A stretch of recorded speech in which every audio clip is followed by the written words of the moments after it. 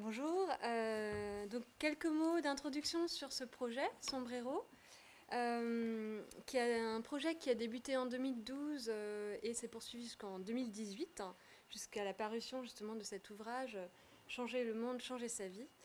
L'objectif était d'explorer les incidences biographiques du militantisme des années 68 au sein de ce qu'on a appelé des familles militantes, trois familles militantes. D'abord les gauches alternatives, trotskistes, maoïstes et le PSU. Ensuite le féminisme, notamment le mouvement pour la liberté de l'avortement et de la contraception, Choisir, mais aussi au sein de groupes femmes, à l'intérieur ou à l'extérieur des gauches alternatives. Et enfin le syndicalisme, la CGT, la CFDT essentiellement. L'intérêt de notre projet, c'était de ne pas cloisonner ces familles, mais de rendre compte aussi de la multipositionnalité dans plusieurs familles, de l'appartenance croisée à plusieurs familles militantes, ou éventuellement du passage d'un groupe militant à un autre. Comme l'a précisé Renaud, cette enquête s'est déroulée dans 5 villes françaises, donc Nantes, Marseille, Lille, Lyon et Rennes. Et il y a d'abord une première phase, une phase de constitution de cartographie militante des années 70. Donc cette première phase archivistique a servi de propédeutique à une seconde phase de recueil de récits biographiques d'une durée généralement comprise entre 3 et 9 heures. Lors de ces entretiens, nous avons rempli, avec les personnes rencontrées, des calendriers de vie qui nous permettaient d'inscrire la datation de leurs expériences au sein de sphères de vie. Donc ces sphères de vie familiales, conjugales, professionnelles, militantes, résidentielles. Ce qui nous a permis de produire des données statistiques à partir d'environ 400 calendriers de vie. Le pari était de rendre compte des entrecroisements entre différentes sphères de vie sur les plans à la fois synchroniques et diachroniques, en tentant de saisir la rémanence extra-militante du militantisme. Comment, par exemple, les pratiques professionnelles prolongent le militantisme, comment l'engagement engendre aussi une mise en réflexivité de sa propre conjugalité, ou encore comment ce sont sous la forme de coups professionnels, familiaux que ces incidences apparaissent. On a essayé de procéder à un triple décentrement en explorant non pas le militantisme à Paris, mais dans 5 métropoles régionales, en laissant davantage de place aussi, davantage de place qu'à l'accoutumée à des militantes et militants peu visibles, dont on s'est parfois efforcé de désamorcer le sentiment d'illégitimité, celui de ne pas avoir marqué l'histoire, et en ne ciblant pas mai 68, mais les années 68, c'est-à-dire la période qui court du milieu des années 60 au milieu des années 80. Alors, en ce qui concerne les gauches alternatives, elles se caractérisent par une multitude de chapelles, si l'on peut dire, entre les courants trotskistes, maoïstes et ceux du PSU, ce qui rend la compréhension du paysage organisationnel malaisée. L'expression de gauche alternative a été privilégiée à l'expression au singulier d'extrême gauche. Elle inclut l'ensemble des sensibilités politiques qui prônent une rupture avec le système capitaliste en procédant à la critique plus ou moins radicale de la gauche institutionnelle et en particulier du PCF. Cette multiplicité organisationnelle nous a conduit à faire des choix. L'enquête a donc inclus les groupes suivants: le PSU, la Ligue communiste révolutionnaire, Révolution, la gauche prolétarienne, le Parti communiste marxiste-léniniste français et le Parti communiste révolutionnaire marxiste-léniniste, tous ces groupes, ou presque, ayant donné lieu à des scissions. Donc ça, ce n'est qu'une partie de tous les groupes en fait étudiés. En tout, ce sont 185 récits de vie qui ont été recueillis pour cette famille. Les gauches alternatives se sont distinguées par une multitude de scissions, comme je le disais, et de fusions aussi, au cours de la période qui s'étend de 1966 au début des années 80. Certaines organisations entrent en clandestinité, et notamment suite au décret pris par le gouvernement en 1968, décret qui a dissous 10 organisations d'extrême gauche. Ça a été le cas, par exemple, du PCMLF. Un petit mot sur la Bretagne, elle se caractérise par une forte présence maoïste, puisqu'on a estimé que 20 à 25% des effectifs du PCMLF ont été bretons. Certaines organisations dans les villes étudiées ont été encouragées par l'envoi d'émissaires parisiens. Et en fait, très peu d'organisations gauchistes créées localement ont connu un destin national. La comparaison entre les 5 villes de l'enquête a permis d'esquisser 2 facteurs primordiaux influençant le poids et la configuration locale des gauches alternatives. D'abord, la mobilisation locale au printemps 68, modérée à Rennes et à Lille, forte à Nantes et à Lyon, et dans une moindre mesure à Marseille. Et ensuite, le contrôle des assemblées générales étudiantes, section locale de l'UNEF. Le tableau national se dévoile alors comme suit. Un Grand Ouest dominé par les maoïstes, un PSU prévalent à Lille et à Lyon, et une prépondérance des trotskistes à Marseille. Diversité donc des gauches alternatives, mais convergence lors des luttes de la période, et notamment au sein du Secours Rouge, un des espaces de rencontre principaux de ces mouvements. Les gauches alternatives prennent leurs racines dans les universités, à une époque où les effectifs universitaires se développent fortement, voire dans les lycées, mais sont tournés d'abord et avant tout vers la classe ouvrière, sans toutefois parvenir à s'y implanter véritablement. Les maoïstes d'abord, puis les trotskistes vont encourager leurs militants à s'établir en usine, afin de renforcer les liens avec les ouvriers et participer à leur organisation. Quelques démarches sont faites également en direction des paysans. On peut citer la GP qui organise des longues marches dans les campagnes de l'Ouest au cours des étés 67, 68 et 71. Le tournant ouvrier de la LCR conduit ses militants et ses militantes à s'établir essentiellement dans la petite fonction publique, par exemple les PTT, et le secteur de la santé. En usine, cette démarche se heurte à l'hostilité forte du PCF et de la CGT. Le militantisme se fait donc très souvent de manière clandestine. Et les relations sont globalement moins mauvaises, voire bonnes, avec la CFDT, surtout à Lille et à Marseille. Tout au long des années 70, les gauches alternatives sont généralement persuadées que 68 n'a été qu'une répétition générale et que la révolution est à venir. Toutes leurs actions, et notamment leurs tentatives d'implantation dans les milieux ouvriers et paysans, visent à préparer le prochain épisode révolutionnaire, d'où le fait que certaines organisations connaissent des phases militaristes, telles la LCR et son service d'ordre, jusqu'en 1973. Beaucoup des gauches alternatives vont d'autre part s'engager dans la bataille des urnes, avec des résultats pour le moins limités. On peut dire qu'en 1981, aux élections législatives, l'extrême gauche rassemble 1,2% des suffrages exprimés et le PSU 2,33%. Pour finir, on peut dire que les gauches alternatives des années 68 ont été sur tous les fronts. On les retrouve par exemple aux côtés des paysans et des ouvriers, et pour ces derniers lors des luttes pour le maintien de l'emploi au moment où s'engage la désindustrialisation. Certaines, et surtout les trotskistes, s'ouvrent à la question femmes, ce qui n'empêchera pas le besoin d'organisation en non-mixité, comme on pourra le voir dans les interventions qui suivent. D'autre part, la solidarité des gauchistes a pu être suscitée par la question des travailleurs migrants, davantage à Marseille et à Lyon qu'à Rennes, par exemple. L'écologie va aussi créer des sensibilités chez les militants et les militantes, d'abord chez les maoïstes et le PSU, pour des raisons qu'il faudrait explorer plus avant. La thématique régionaliste, enfin, va mobiliser ou diviser les gauchistes, et notamment dans l'Ouest. De manière générale, les gauchistes sont restés engagés d'une manière ou d'une autre, notamment et de manière très forte dans le syndicalisme une fois entrés dans la vie active. Les devenirs professionnels permettent très bien d'observer cette continuité des engagements. Donc, je vais continuer, moi, pour ce qui me concerne, dans la foulée de ce qu'a dit Alice, je vais continuer le focus sur la question des gauches alternatives. Après, ce sera question plutôt de la famille féministe et syndicaliste, dans l'autre ordre, je ne sais plus. Donc, Alice a décrit l'espace militant de ces années 70 en ce qui concerne les gauches alternatives, mais comme c'était dit en introduction par Bleuhen, un des enjeux centraux du projet, de cette recherche, c'est de saisir les engagements militants dans une perspective diachronique et de saisir les carrières militantes aussi dans leurs articulations avec des carrières professionnelles, conjugales, etc. Donc, pour exemplifier un peu l'importance de ce point, je vais faire un focus rapidement sur ces questions des gauches alternatives, sur leur devenir professionnel et sur donc les carrières professionnelles de ces militantes et militants des gauches alternatives. Pour essayer de montrer un petit peu l'intérêt qu'il y a aussi à à faire une analyse croisée à la fois de calendrier de vie, comme ça a été évoqué au début, et de récits d'entretien biographique de durée parfois très longue.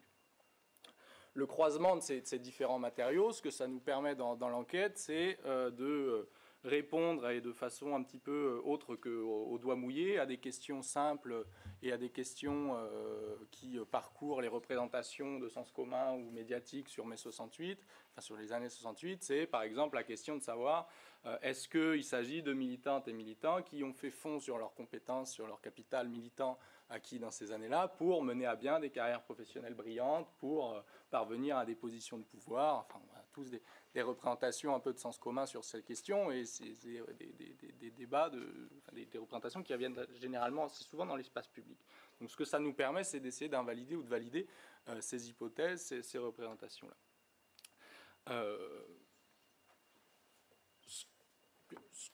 Pour repartir du point de départ, ce que disait Alice, c'est dans ces années 68, les militants, militantes qui composent l'espace des gauches alternatives, c'est des militants souvent très jeunes. Il y a un quart qui a moins de 25 ans en 1968.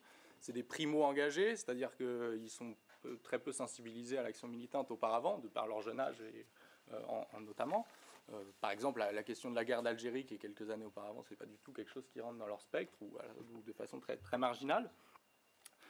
Et donc, l'entrée dans la carrière militante, elle s'articule, elle entre en tension initialement, et c'est le premier point, avec la question des études et de l'insertion dans la vie professionnelle. Et si on raisonne à l'échelle de l'échantillon global, ce qu'on observe, c'est une subordination initiale des études et du début de la carrière professionnelle à l'activité militante. On a une minorité de personnes qui arrêtent les études. Les cas d'arrêt d'études sont relativement marginaux. Mais ce qu'on observe de façon plus systématique, c'est une tentative de réagencer les études et l'activité militante, en faisant avec des trajectoires étudiantes bien plus heurtées, plus longues, des manières de s'accommoder des études, donc par exemple par des études par correspondance, le fait de faire une année en 2 ans, etc. Donc une prolongation de la vie étudiante et une subordination à cette activité militante dans un contexte où la menace du chômage n'est pas une réalité tangible, où la perspective du déclassement n'est pas une réalité tangible. De la même façon, l'insertion dans la vie professionnelle, ce qu'on disait dans le chapitre qu'on a coécrit avec Alice et Olivier Filleul sur ce point, c'est que l'insertion professionnelle, elle correspond à ce qu'on appelle un refus de parvenir, c'est-à-dire une volonté de ne pas accéder à des positions professionnelles dominantes, de ne pas se retrouver dans des situations d'encadrement qui obligeraient à subordonner des salariés ou des subalternes sur le plan professionnel. Et donc refus de parvenir qui se traduit aussi par le fait de vouloir dégager du temps, du temps matériel, du temps psychologique aussi, pour se dédier à l'activité militante. Ce qui oriente largement les devenirs professionnels dans les premières années par des petits boulots alimentaires, mais aussi par des métiers qui permettent de combiner avec l'activité militante. Là, l'enseignement, puisqu'on sait tous que les enseignants ont plein de temps, c'est une activité qui est privilégiée, notamment de par le fait qu'il y a une possibilité de temps partiel qui est plus possible dans ces années. Deuxième point, j'espère que je ne suis pas trop long, il y a deux moments deux inflexions majeures qu'on peut repérer à l'analyse des calendriers de vie de ce gros échantillon. Ces 2 moments de rupture qui correspondent à des moments un peu de déprise de l'engagement et un réinvestissement des carrières professionnelles. Un premier qui est au début des années 70, qui est le moment un peu de fin des illusions. C'est le moment où on s'aperçoit que le maoïsme, ça a des côtés négatifs, disons, que du coup, on essaie, c'est le moment de sortie des formes coûteuses de militantisme. Là, ça a été évoqué juste précédemment par Alice, les pratiques d'établissement en milieu industriel ou pas que, se terminent aussi principalement dans ces années-là. Donc, il y a une inflexion, un investissement des carrières professionnelles qui s'opère à ce moment-là. Et une seconde période qui est moins durcie en termes temporels, qui s'étend dans les années 80 jusqu'au milieu des années 90, où là, on a aussi des réinvestissements des carrières professionnelles, l'idée qu'il faut réinvestir ce champ-là, qui correspond avec une période plus diffuse d'une sorte d'étiolement, d'érosion de ce refus de parvenir que j'évoquais précédemment. Et donc là, c'est aussi beaucoup qui passent des concours de cadre A dans la fonction publique, ou ce genre de choses. Dernier point, et je finirai un peu là-dessus, si on regarde un peu les formes générales que prennent les carrières professionnelles au niveau de notre échantillon, et qu'on regarde notamment à partir des positions d'arrivée, puisque c'est des gens qui sont arrivés déjà pour la plupart, pour leur quasi-exclusivité à la fin de la carrière professionnelle. Ce qu'on observe, et ce qui est assez significatif, c'est que c'est des militantes et des militants qui, ex-militantes, ex-militants, qui se regroupent sur un petit groupe de professions.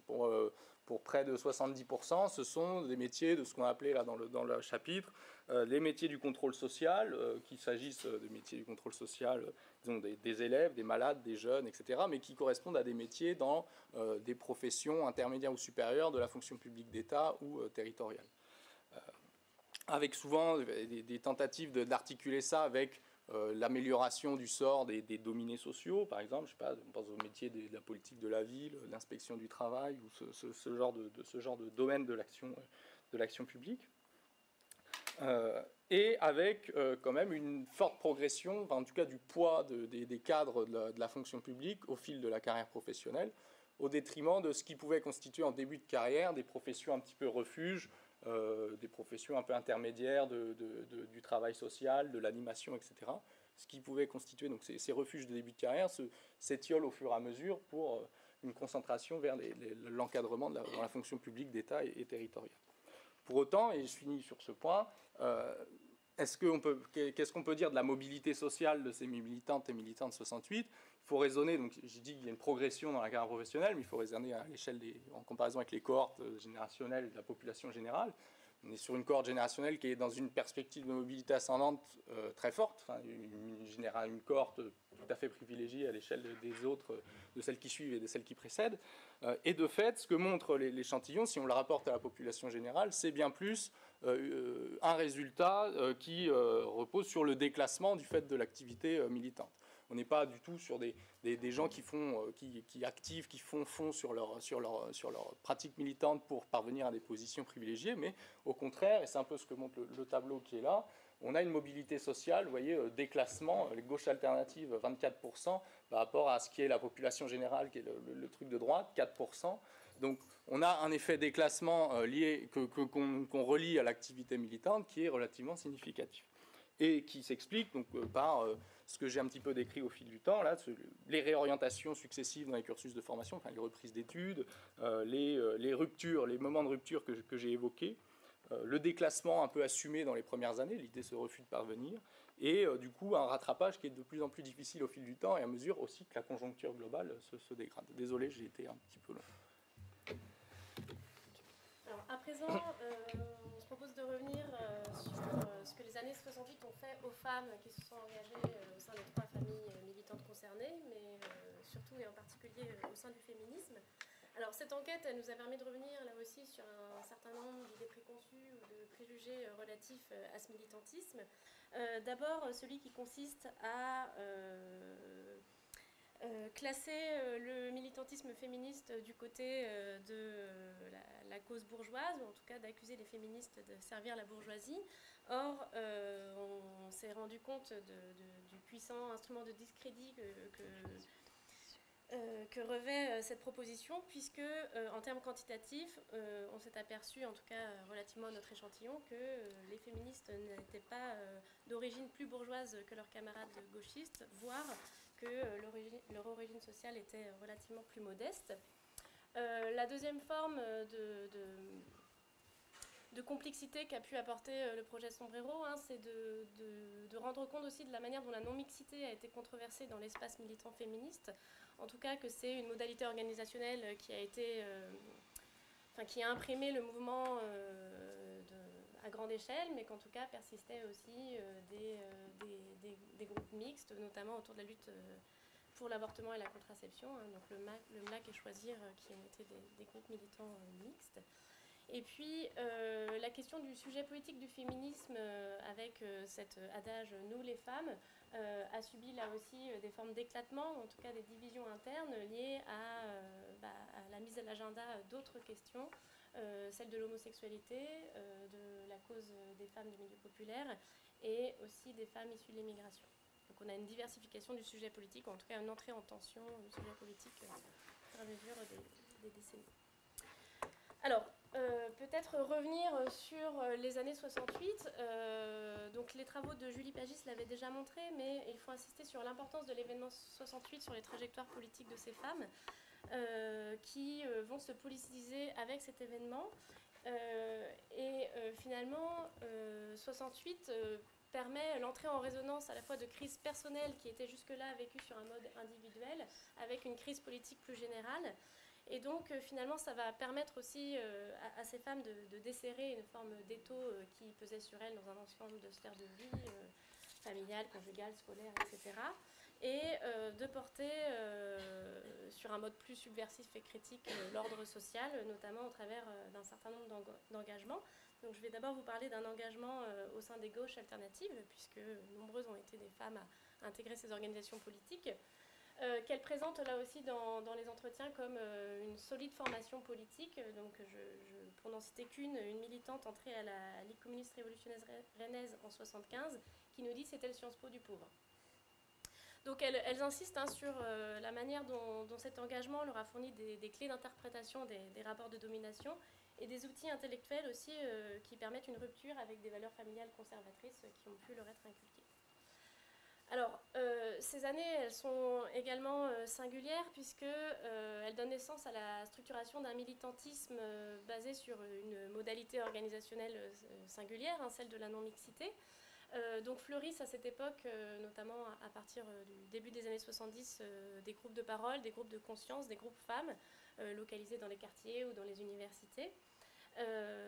Alors en termes de cartographie de l'espace militant féministe, on va dire que cette non-mixité, elle imprègne donc le mouvement des femmes autonomes qui se décline aussi sous la bannière MLF qu'on connaît mieux, la tendance psychépo, mais qui va aussi permettre la constitution d'espaces d'autonomie au sein d'organisations plus générales, donc au sein du syndicalisme avec la création des commissions femmes syndicales, et au sein des gauches alternatives avec des groupes femmes internes à ces organisations. Alors, au sein de ces espaces, que font ces femmes? C'est qu'elles vont entreprendre la politisation de questions qui étaient jusque-là vécues sous un mode privé, ou en tout cas qui étaient jusque-là perçues comme des questions d'ordre privé. Donc elles vont s'attaquer, en d'autres termes, aux rapports de pouvoir qui se jouent dans la sphère intime et les rendre visibles, ou du moins en faire des sujets légitimes de discussion politique. Ce qu'on peut voir, c'est que les années 70, assez largement, vont être des années incubatrices de transformation et de contestation des normes sexuelles, conjugales et familiales. Alors, à différents niveaux, selon, là aussi, la période d'entrée dans l'espace militant de ces femmes, c'est-à-dire qu'il y en a certaines qui vont connaître leur première expérience affective et sexuelle en entrant dans le féminisme. Donc là, le féminisme va modeler ces expériences. Et donc, elles vont... par exemple, développer des formes alternatives de relations conjugales ou sexuelles, mais aussi s'inscrire dans le mouvement contre-culturel des années 68 en favorisant des projets de cohabitation, etc. Donc, elles reviennent souvent sur l'aspect expérimental de cette ouverture des couples et de la conjugalité. Donc, elles parlent de combines, de bricolage pour évoquer cette période. Et puis, il y a les autres, celles qui sont entrées en militantisme alors qu'elles étaient déjà dans des couples stabilisés hétérosexuels, voire parfois mariés avec des enfants, et qui là vont aussi engager une forme de remise en cause des assignations faites aux femmes dans la sphère reproductive et domestique, mais aussi mettre à l'agenda une question qui va devenir, à l'orée des années 80, de plus en plus importante, celle des violences commises par les hommes à l'encontre des femmes. Alors, cette libération des femmes, elle existe également dans l'espace du travail. Donc, on va bien avoir, là aussi, finalement, ça contrevient un peu à une idée reçue selon laquelle le mouvement féministe aurait été détaché de la question ouvrière. Or, l'enquête a révélé que le mouvement féministe a toujours pris en charge la question du travail des femmes et s'est engagé dans des démarches de soutien et de mobilisation vis-à-vis des travailleuses de milieux populaires, ou vis-à-vis des travailleuses en général. Alors là, quelques exemples. On a pu constater que des organisations qui plaçaient l'avortement et la contraception au cœur de leurs actions ont initié, ont tenté d'aller à la rencontre des femmes de classes de milieu populaire ou des travailleuses, par exemple en organisant des permanences relatives à la contraception et l'avortement dans des bastions usiniers féminins. Donc on a par exemple le planning familial qui va faire une permanence devant le supermarché Mammouth Printemps à Rennes en 1973. Il faut aussi signifier la présence dans cet espace militant féministe de groupes qui placent la cause du travail au cœur de leur lutte. Donc c'est ce qu'on appelle les groupes étiquetés tendance lutte des classes. Donc on a ça c'était des affiches... les pétroleuses, proches de la Ligue, un groupe qui est né en 1974, et Femmes travailleuses en lutte, là plutôt proche de l'organisation Mao Révolution, qui naît en 1975. Alors, les entreprises à majorité féminine vont devenir un terrain de lutte pour ces organisations, un lieu d'intervention privilégié de ces militantes qui vont, par exemple, venir en soutien actif quand il y a une grève de femmes dans une entreprise féminisée. On a aussi une velléité d'approcher les femmes de la classe laborieuse par l'établissement. Donc on a aussi des femmes qui s'établissent dans des usines féminisées. Et puis, de manière plus informelle, même si les traces de ces groupes ont été difficiles à retrouver par le biais archivistique, mais on a aussi la présence de groupes femmes internes à certaines entreprises, donc au PTT par exemple, ou à Mammouth Printemps à Rennes, où il y avait un groupe informel de caissières. D'un point de vue plus syndical, ce qu'on peut dire, c'est que là aussi, il y a une forme d'hybridité entre le féminisme et le syndicalisme, c'est-à-dire que ces fameux groupes de parole de conscience vont s'importer dans la sphère syndicale, et notamment au travers des commissions femmes qui vont se structurer. Alors, je ne reviens pas sur les positions différenciées de la CGT et de la CFDT par rapport à la question des femmes, on pourra l'évoquer si vous le souhaitez. Mais en tout cas, là aussi, l'idée que sont à la fois discutés dans ces groupes des aspects concrets relatifs aux inégalités au travail, et évidemment les différences salariales, les formes de hiérarchie entre hommes et femmes dans certaines institutions, notamment hospitalières, etc. Mais en même temps, les aspects relatifs à la vie privée, aux inégalités hommes-femmes aussi dans le syndicalisme ou à l'extrême gauche, qui peuvent avoir leur place dans ces espaces de discussion. Donc Clémentine a parlé des expériences épanouissantes des femmes qu'on a rencontrées, mais ces expériences ont aussi été teintées d'obstacles, de douleurs ou de malaise, à la fois sur le plan militant et sur le plan intime. Sur le plan militant, on constate d'abord une division sexuée des tâches militantes qui se retrouve à tous les niveaux. D'abord, les modes d'action violents, virilistes dissuadent les femmes d'y prendre part, et quand elles y prennent part, elles subissent la répression des forces de l'ordre dont les violences sont genrées. Elles évoquent des robes arrachées, des gestes obscènes. Les femmes sont remises à leur place, présentées comme des femmes de mauvaise moralité. Ensuite, on constate aussi un peu de prise de parole, prise de parole publique pendant les assemblées générales, et au contraire, la prise en charge de tâches logistiques, de secrétariat, la rédaction des tracts, etc. Ce militantisme, notamment dans les gauches alternatives, par lesquelles beaucoup de femmes sont passées, est lui-même marqué par une certaine ambiguïté émotionnelle, imbriquant fascination et répulsion de la part des femmes rencontrées, de la répulsion et de la fascination pour les leaders qui sont perçus comme charismatiques, maîtrisant nombre de théories étoffées, mais dont elles déplorent aussi la logorée militante. Les expériences de sexisme au sein des collectifs imprègnent les récits de vie. Une militante rennaise nous dit par exemple « C'est ce que je reprochais à la Ligue, beaucoup féminisaient tout ça, mais dans la pratique c'était très macho. Prends ta liberté, mais je ne t'en donne pas beaucoup. » Certaines ont, comme on l'a vu, comme ce qu'a dit Clémentine, créé des espaces non mixtes, lesquels n'ont pas manqué de susciter des tensions. Les tentatives de création de ces groupes se heurtent à des circonspections, des attaques, voire des insultes de camarades masculins gauchistes ou des gauches alternatives. dont certains des faits et gestes réassignent les femmes à leur place, du moins à la place qu'on souhaite pour elles. Pour faire le pont ici entre les difficultés rencontrées dans les organisations militantes et les douleurs intimes, on constate une dissociation entre le radicalisme politique, la défense d'un progressisme social d'un côté, et parfois un conservatisme en termes de normes conjugales. Nombre d'enquêtés mentionnent la rémanence de carcans conservateurs qui continuent de peser sur les femmes dans l'intimité, pour la préparation des repas, l'éducation des enfants, etc. Certaines femmes vivent le militantisme dans l'ombre de leur mari, par l'intermédiaire duquel elles sont souvent, parfois, mais même un peu plus que parfois, entrées en militantisme, et aussi sorties d'ailleurs, comme l'indiquent les propos d'une militante de la Ligue, dont le conjoint est aussi camarade militant. Il s'est révélé un macho de première intellectuellement. Je me souviens d'une réunion, j'avais fait un exposé à la Ligue, et en revenant de réunion, il m'avait tapé sur le crâne en disant « Mais finalement, il y en a là-dedans ». Donc, elle relate cette validation conjugale de sa capacité militante, qu'elle vit alors comme un encouragement paternaliste dévalorisant, place cette épouse dans une relation de subordination à la fois dans la sphère des activités militantes et dans la sphère intime. Les témoignages des militantes révèlent aussi d'autres coups, les coups des prescriptions à la libération sexuelle. En effet, elle souligne le caractère totalisant du partage, c'est-à-dire à la fois le partage qui est le refus de la propriété matérielle, mais aussi le refus de la propriété sexuelle qui va jusqu'à absorber le libre consentement sexuel.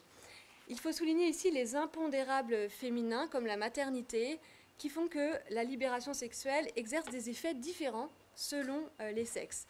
Elle peut signifier en effet découverte du plaisir, mais son revers, c'est-à-dire la facilité d'accès au corps de l'autre, pèse davantage sur les femmes qui se trouvent donc confrontées à la crainte d'une maternité dans un contexte où l'avortement n'est pas encore légalisé et malgré l'autorisation légale de la pilule contraceptive à travers la loi Neuwirth de 1967, dont il faut toutefois souligner la lente application et la nécessaire autorisation parentale qu'elle requiert pour les mineurs de moins de 21 ans jusqu'en 1974, c'est-à-dire juste avant le vote de la loi Veil. Parallèlement, dans certaines configurations militantes, il faudrait préciser ici, ériger le devoir de jouir au rang de doxa militante, à la fois invalide toute opposition à l'injonction à prendre plaisir au risque de se voir taxé de réac, et implique de déconstruire certaines émotions comme la jalousie que l'on se doit de réprouver et de réfréner. Comme le dit une militante, il y avait vraiment la volonté de ne pas se transformer en couple, donc d'être toujours ouvert à des expériences, donc des relations extra-conjugales avec des gens qui étaient proches, des amis, des gens du même groupe militant, et donc on devait en parler. En plus, on devait élaborer sur le sujet. C'est quoi la jalousie? Qu'est-ce que tu ressens? Il faut réessayer. Enfin bref, c'était la prise de tête totale. C'est vrai qu'il y a bien quelque chose auquel je ne crois plus, c'est de devoir parler de tout. Il y avait quand même une conviction forte que la parole était libératrice. Alors quand on parle du militantisme des années 70, on pense souvent aussi au reflux des années 80, mais on va aussi souligner la rémanence extra-militante de l'engagement. Merci. Alors, donc, je vais continuer aussi sur ces parcours, enfin sur cette famille féministe, en parlant donc des parcours des femmes qui ont été engagées dans ces mobilisations et dans les groupes que Clémentine a évoqués tout à l'heure. Et je vais vous parler plus particulièrement de ce qu'elles sont devenues, puisqu'il y a toute une partie de nos interrogations dans ce projet qui était sur le devenir, et notamment le devenir militant. Donc, est-ce qu'elles ont continué à s'engager? Si oui, sous quelle forme, de quelle manière, dans quel lieu, dans quel groupe? Et une des dimensions qui était intéressante dans le projet, c'était aussi la comparaison, c'était de voir est-ce que finalement ces lieux où elles se réengagent, où elles maintiennent l'engagement, sont différents d'une ville à l'autre, etc. Donc rapidement, je vais vous parler de ces différents aspects, en essayant de vous donner un aperçu ici des formes et des voies qu'ont prises ces réengagements féministes, ou ces engagements féministes, que ce soit dans l'espace associatif et militant au sens strict, ou en dehors. Donc ce qu'il faut dire tout d'abord, c'est ce que l'analyse des calendriers de vie qui vous ont été présentés au tout début nous a permis de voir qu'il y avait un déclin des engagements féministes au cours des années 80. Et on a donc observé une importante démobilisation militante qui se réalise à la croisée de facteurs biographiques et de facteurs historiques sur lesquels je ne m'attarde pas, mais qui est lié notamment au reflux des mobilisations féministes qui se produit au cours des années 80. Mais le parcours de certaines militantes va tout de même échapper à cette dynamique de reflux général des mobilisations. Et certaines donc, vont maintenir l'engagement et d'autres, au contraire, vont se réengager ultérieurement. Donc ce qu'on a pu voir, c'est que la possibilité de maintenir un engagement féministe, au-delà de ce tournant des années 80, dépend notamment du type de collectif dans lequel elles étaient engagées. Donc celles qui étaient engagées uniquement dans des groupes féministes non mixtes, dans la mouvance en fait radicale autonome, ce sont ces mouvances qui refluent davantage, et donc celles-là vont se retrouver en mal de collectif plus que les autres. Mais d'autres groupes qui sont plus institutionnalisés ou qui vont bénéficier d'autres ressources ou qui sont inscrits dans des réseaux plus larges vont, eux, au contraire, survivre et permettre le maintien de l'engagement ou le réengagement, enfin des déplacements dans cet espace militant. Donc c'est le cas, par exemple, des collectifs de la mouvance psychanalyse et politique. Et c'est le cas aussi des associations féministes spécialisées qui ont été créées dans le sillage du mouvement des femmes, notamment les associations qui sont spécialisées dans la lutte contre les violences faites aux femmes, question qui a été politisée dans ce mouvement-là. Et c'est dans ces associations que certaines vont continuer à militer ou vont se réengager, ce qui nous a amené à considérer ces associations comme des structures de veille, pour reprendre le concept forgé par Verta Taylor, la sociologue américaine, des structures donc, qui assurent la survie des groupes activistes dans des périodes de reflux de mobilisation. Donc c'est ce qu'on a vu au sujet donc, des associations de lutte contre les violences, mais aussi au sujet du planning familial. Donc, ce qu'on a pu observer dans la comparaison, c'est que les associations départementales du planning familial ont joué un rôle de refuge pour les militantes féministes qui étaient en mal de collectif, comme je le disais. Donc, c'est des militantes qui, bien souvent, étaient engagées dans des collectifs plus radicaux et qui vont rejoindre le planning dès la fin des années 70 et au fil des années 80, alors qu'auparavant, c'est une association qu'elle jugeait plutôt réformiste. Donc là, c'est aussi intéressant sur ces déplacements. Pour d'autres enquêtés, l'entrée au planning familial va être plus tardive, elle va se réaliser dans les années 2000. C'est une période où il y a un certain nombre de réengagements qui ont lieu, en lien notamment avec un retour de disponibilité biographique, en lien avec la retraite l'arrivée à la retraite d'un certain nombre de nos enquêtés. Donc les associations départementales du planning apparaissent vraiment comme des espaces qui ont été propices à la mobilisation féministe ou à la remobilisation féministe dans les 5 villes. Ce qu'on s'est aussi demandé, c'est finalement, au-delà, si dans le cadre du planning c'était commun, est-ce qu'il y avait des lieux qui étaient propices dans certaines villes uniquement? Donc est-ce qu'on avait une offre militante localement contrastée? Et on a pu voir qu'il y avait effectivement des spécificités et des colorations locales en matière d'offres militantes. Donc, pour vous donner juste un exemple, c'est le cas de l'espace Simone de Beauvoir à Nantes, que vous connaissez peut-être, qui est donc un espace féministe qui a été créé à la fin des années, dont le projet est créé à la fin des années 80 et qui aboutit en 92, je crois, et qui est donc un lieu central dans l'espace militant nantais, où la plupart de nos enquêtées féministes nantaises vont s'investir à un moment donné, plus ou moins durablement. Donc on a des collectifs comme ça qu'on a observés que dans certaines villes. Et en Bretagne, il semble, même si c'est toujours sur des petits nombres d'enquêtés aussi, que ce soit le cas du Centre d'information aux droits des femmes, donc le CIDF, local, que plusieurs enquêtés ont rejoint une fois à la retraite.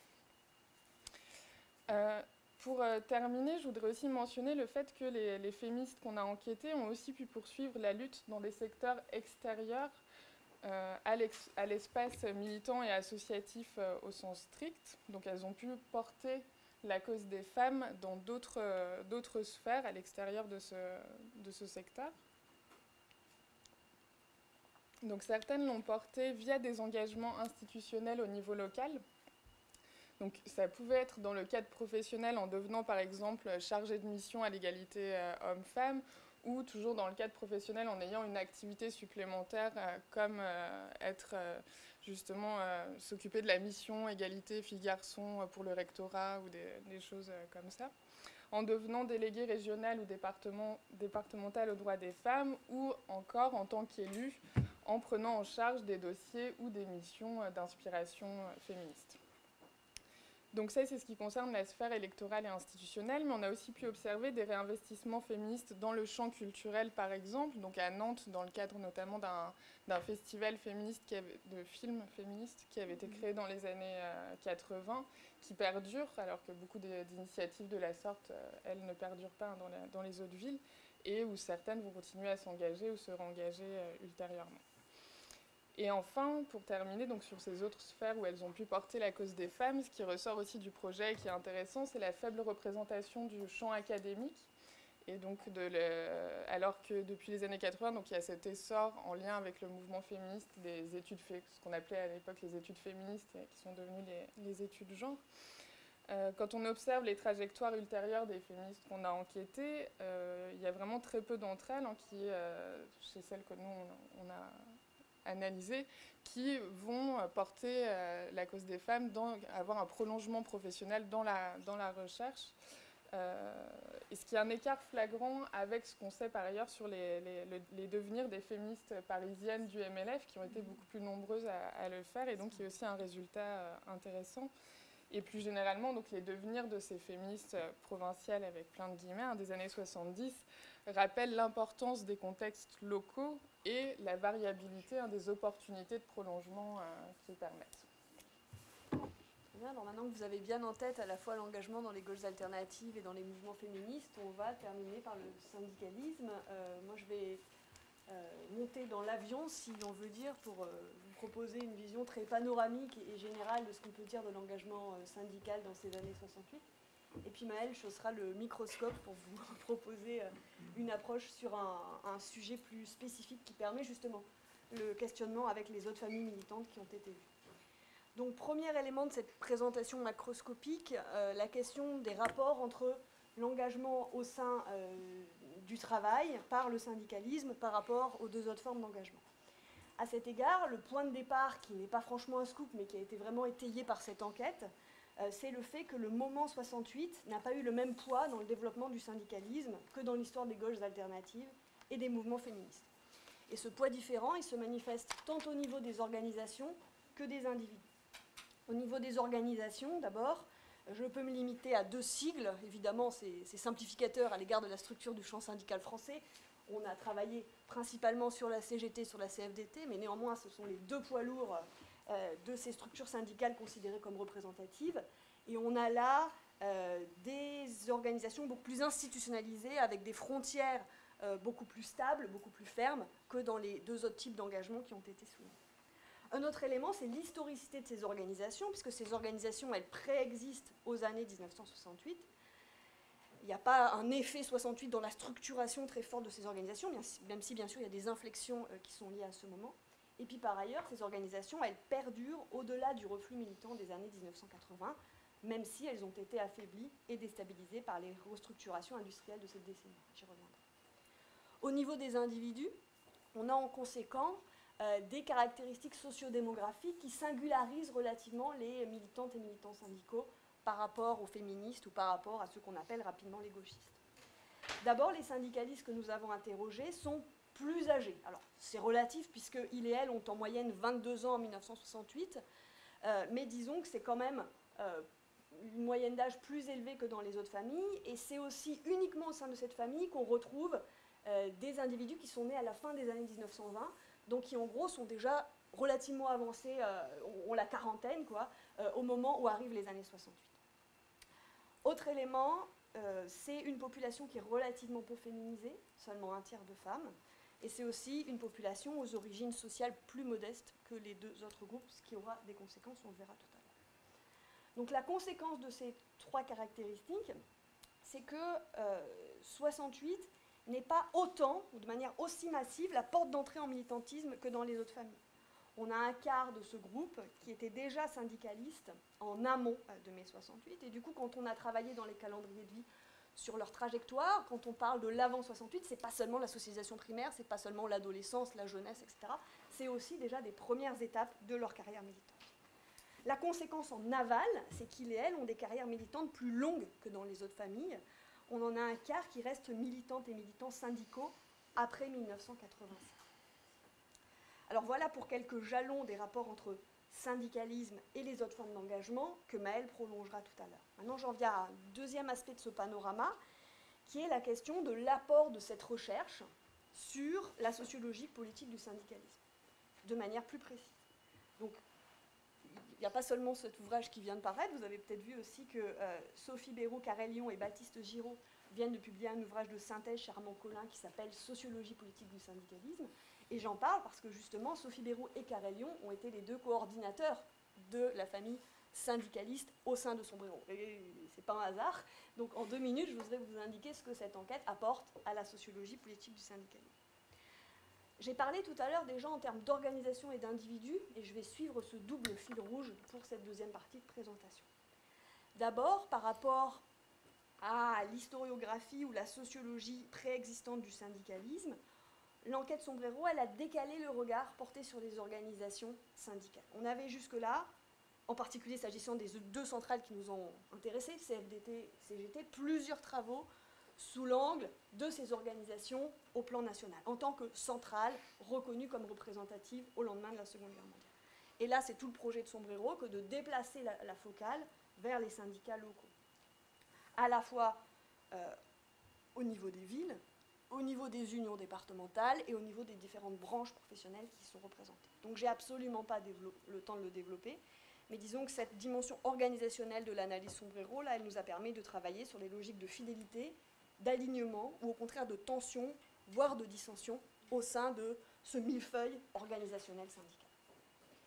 Du côté des individus, du côté des syndicalistes maintenant, là encore, il y a eu beaucoup de travaux, singulièrement à partir des années 80, qui se sont intéressés principalement aux syndicalistes qu'on peut dire les plus professionnalisés, soit les responsables nationaux, soit les permanents dans les organisations locales.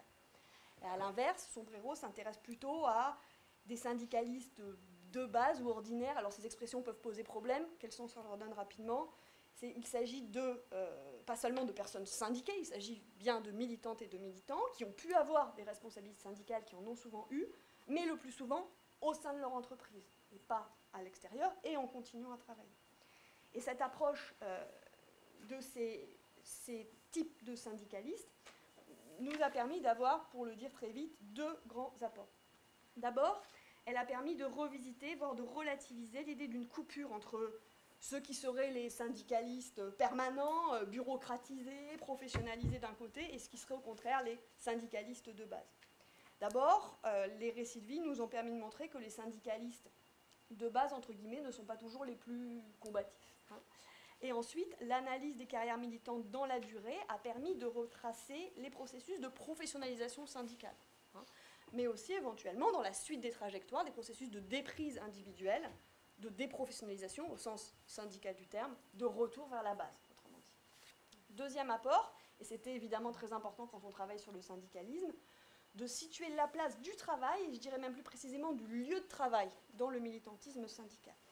Alors, on a une centralité des luttes sur les lieux de travail dans ces années-là, mais ce qui nous paraît intéressant de remarquer, c'est que jusqu'au début des années 80, les activités syndicales se déploient aussi dans d'autres lieux, dans différents espaces publics, mais aussi dans d'autres entreprises, avec des circulations des militants syndicaux entre les entreprises.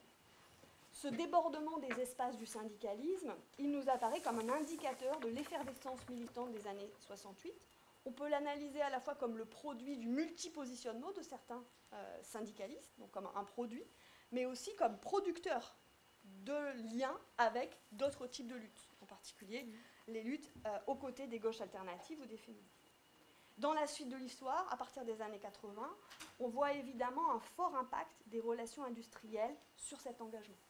Et je terminerai en évoquant simplement un de nos enquêtés, un ouvrier de l'imprimerie Auberture à Rennes, syndiqué à la CGT, qui a été extrêmement engagé dans les 3 années 81-84, 3 années de lutte contre la fermeture de l'usine.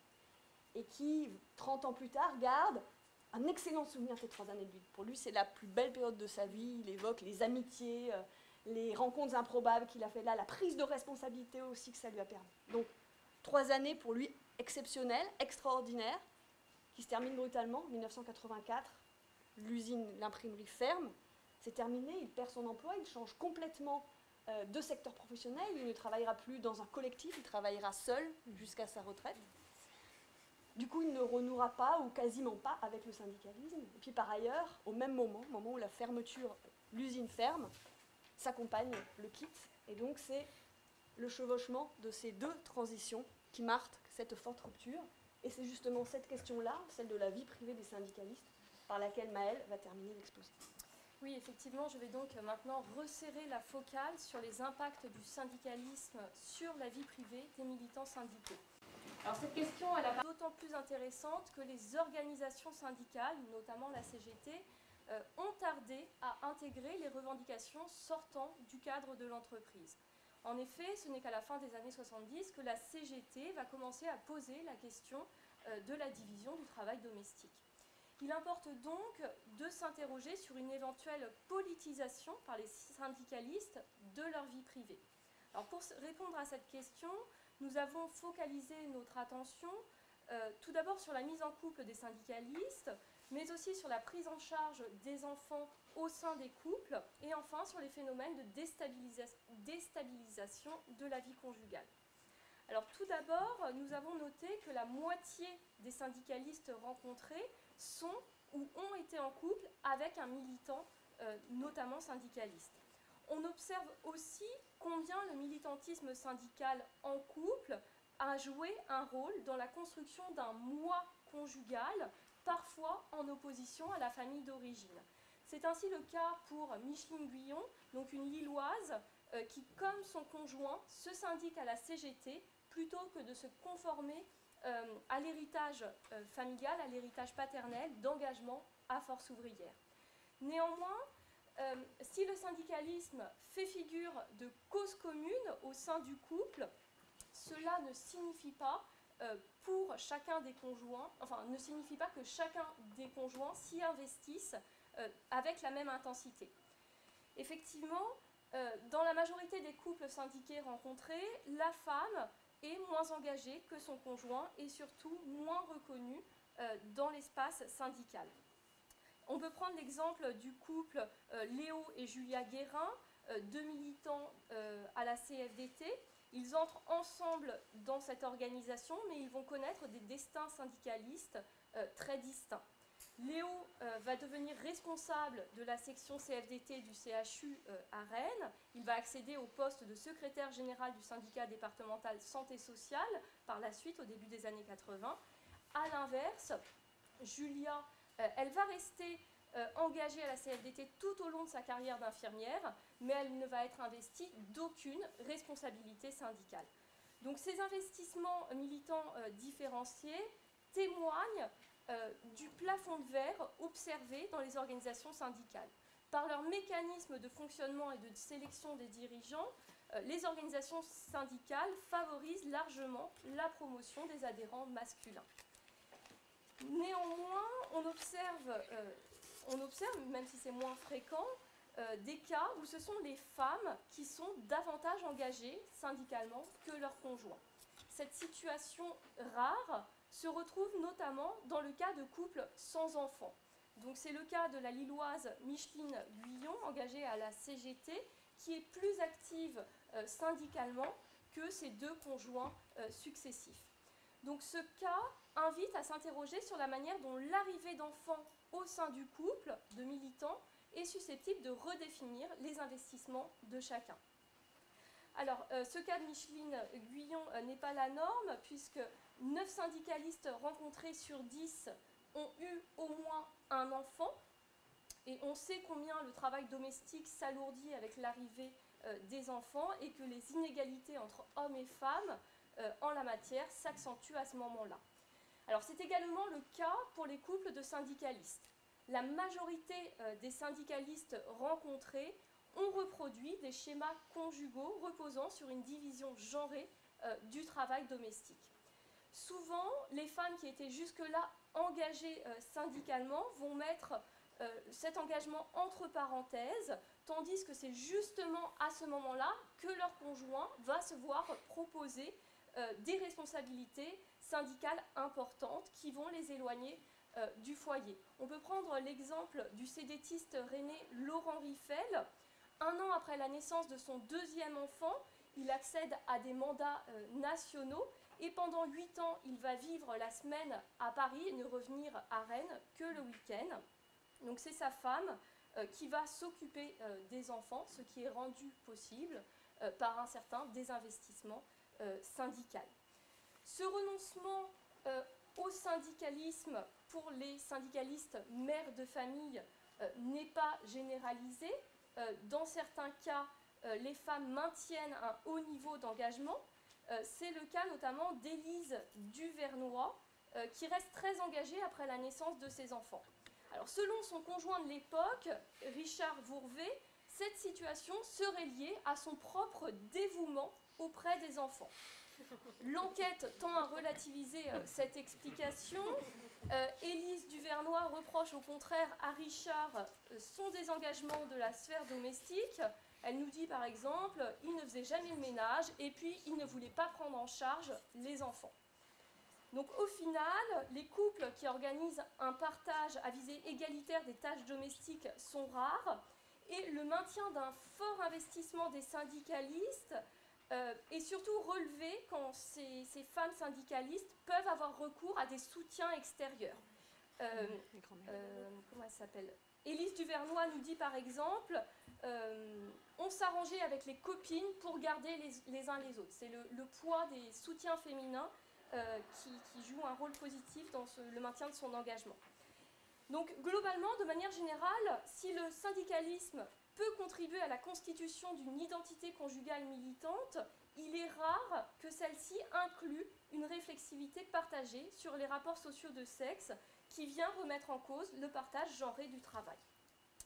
Donc si l'engagement, on peut dire quand même que si l'engagement syndicaliste semble avoir donc faiblement remis en cause les schémas genrés en termes d'investissement différencié des sphères domestiques et militantes, on peut se demander néanmoins si le syndicalisme a eu une incidence sur la stabilité conjugale des syndicalistes enquêtés. Alors, il faut rappeler tout d'abord que le syndicalisme est associé à des trajectoires conjugales qui sont marquées par l'institutionnalisation et la durée. La majorité des enquêtés ont vécu et se sont mariés avec un seul partenaire. Et rares donc sont les syndicalistes qui ont vécu dans des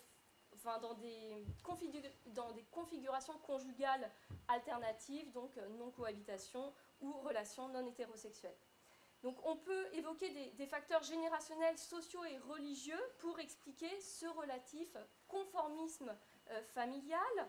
Les syndicalistes sont plus âgés que les féministes et gauchistes rencontrés. La majorité des syndicalistes relèvent des classes populaires, donc un groupe social au sein duquel le divorce était alors plus rare. Et enfin, on peut évoquer le poids de la socialisation religieuse, surtout pour les militants CFDT. Donc pour ces différentes raisons, les syndicalistes ne sont pas à l'avant-garde de la révolution des mœurs. Néanmoins, quand on les compare à la population générale, leurs comportements conjugaux apparaissent moins conformistes. Ils ont notamment plus souvent divorcé que l'ensemble de la population française. Et notre enquête va montrer que le temps et l'énergie consacrés à la lutte syndicale viennent alimenter des tensions conjugales autour de la prise en charge du foyer, ce qui peut déboucher sur des ruptures. Et c'est notamment le cas pour le syndicaliste ouvrier de l'imprimerie Auberture qu'Émilie évoquait tout à l'heure. Donc l'activité syndicale défait parfois les couples, mais l'effervescence des conflits permet également de nouvelles rencontres correspondant davantage aux aspirations des militants à un moment donné de leur vie. Donc au final, pour conclure, les syndicalistes semblent avoir développé un rapport à la vie familiale qui les situe dans une position intermédiaire entre les comportements moyens des Français de leur génération et ceux des gauchistes et des féministes. Donc l'essor du féministe a bel et bien conduit les syndicats à élargir leurs revendications au-delà de la sphère professionnelle. Toutefois, cette politisation de la sphère domestique est rarement allée jusqu'à la politisation par les syndicalistes de leur propre vie privée.